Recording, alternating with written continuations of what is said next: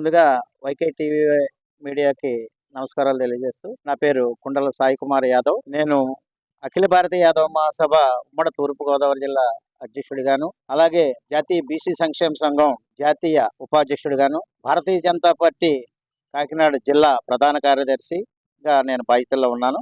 అయితే ఈరోజు మీరు ఒక బీసీ కులం గురించి మీరు మాట్లాడే పరిస్థితికి తీసుకొచ్చారు కాబట్టి, అణగారిన బీసీల గురించి, అసమానతకు గురైనటువంటి బీసీల గురించి మహాత్మా జ్యోతిరావు పూలే గారు ఎంతో పోరాటం చేశారు. ఆ పోరాటంలోనే బీసీలకి చదువు లేకపోవడంలోనే అభివృద్ధి లేకపోతుందనే ఉద్దేశంతో ఆయన ఏం చేశారంటే, ముందు చదువుని వీళ్ళకి అభ్యసిస్తే చదువు లేనిదే నీతి ఉండదు, నీతి లేనిదే అభివృద్ధి ఉండదు అనే ఒక ఆలోచన విధానంతో ముందును అందరికీ చదువు చెప్పడం మొదలుపెట్టారు. కానీ బీసీల ఆశాజ్యోతి ఎవరంటే మహాత్మా పూలే గారు. కాకపోతే బీసీలు మన ఆంధ్రప్రదేశ్లో 143 బీసీ కులాలు ఉన్నాయి. ఇప్పటికే ఆ బీసీ కులాలకి ఏ అభివృద్ధి లేకుండా కూడా ఈ యొక్క ప్రభుత్వాలు అణగార్చి వేస్తున్నాయే తప్ప బీసీలకి ఏ రకమైన అభివృద్ధి కూడా చూపించడం లేదు. అయితే మేము చాలా పోరాటాలు చేస్తున్నాం.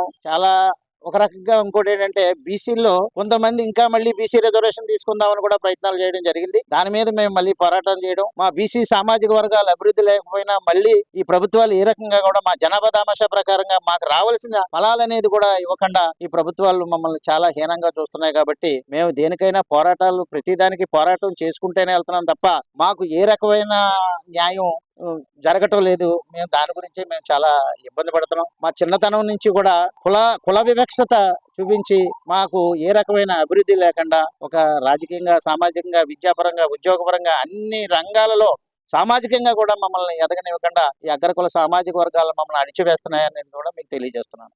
అప్పుడప్పుడు కాదు, ఎల్లప్పుడూ బీసీల కోసం మీ వైకే టీవీ.